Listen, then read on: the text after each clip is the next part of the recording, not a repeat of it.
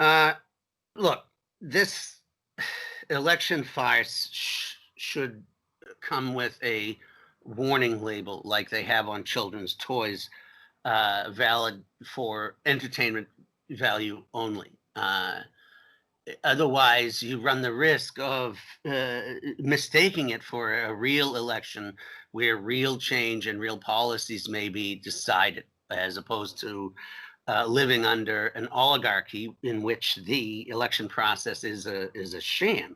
There's no policy discussion. There's no hope of change. There's nothing at all beside this ad hominem sandbox fight, which makes for good television sometimes. Although that display the other night was horrific, but it also is dangerously distracting. That, I mean, this is not a real thing going on here.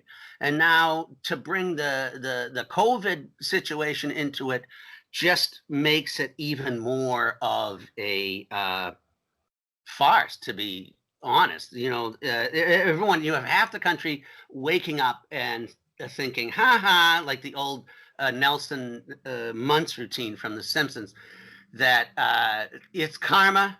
Karma's a bitch. You call out someone's addict son on national television, and this is what happens.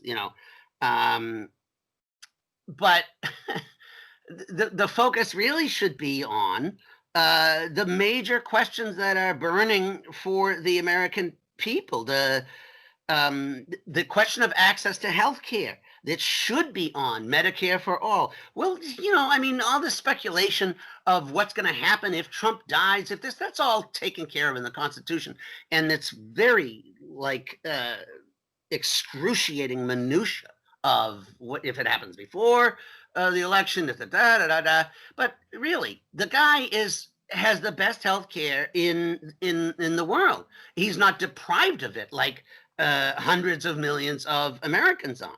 And that should be the focus, not this silly debate that we had the other night. Everyone was appalled by Trump's behavior.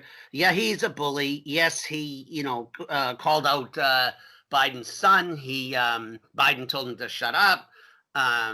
He said called him a clown. Trump kept interrupting, has no respect for the rules, lies. Again, circus, entertainment value. Biden stood there looking like Mr. Magoo, trying to defend a position that he doesn't share because he doesn't stand for anything. I mean, that's the trouble. You have this idea.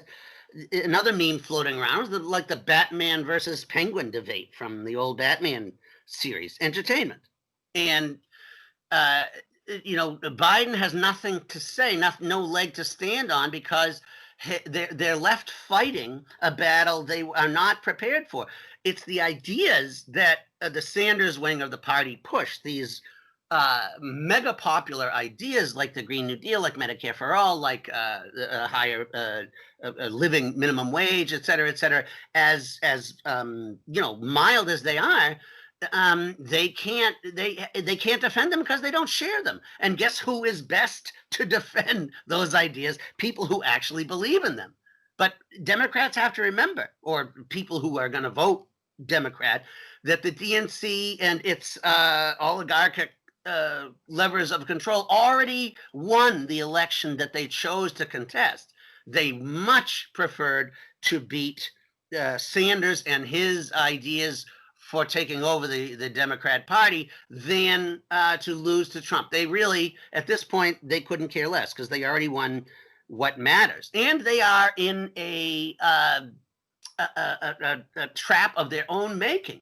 All of that rhetoric, all this Russiagate crap, all of that, manipulating Facebook, sowing discord and all this stuff is meant to devalue the very notion of populism as equated to fascism. In other words, it leaves the only thing available as right-wing populism. People are pissed off. They want and need real policies, real change. These ideas are wildly popular, but they're untouchable because they're not running on this platform. But the right wing knows they can run against it. Call him a socialist, call him a radical left winger. It sounds silly to Trump opponents, but it lands with his half of the electorate. And besides, it's better entertainment value. You know, that's the thing. There's what do we learn from this contest? There's virtually identical in foreign policy. You have in many attempts Biden outflanking Trump on the right in terms of, you know, Trump not being hard enough on China, the constant chattering about Russiagate and Putin's puppet and all that stuff, just ridiculous stuff.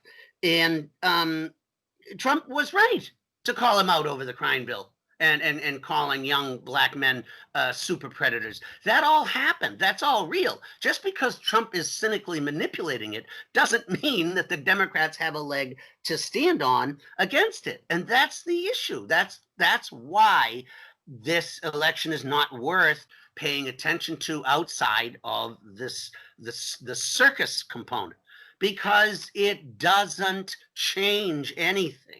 Just like the Russians have said, their policies, presidents change, policies don't. And the oligarchy will be in control on November 4th, and it will be in control on January 20th, and it will still push this agenda. In fact, with things returning to normal, so to speak, and you go back to the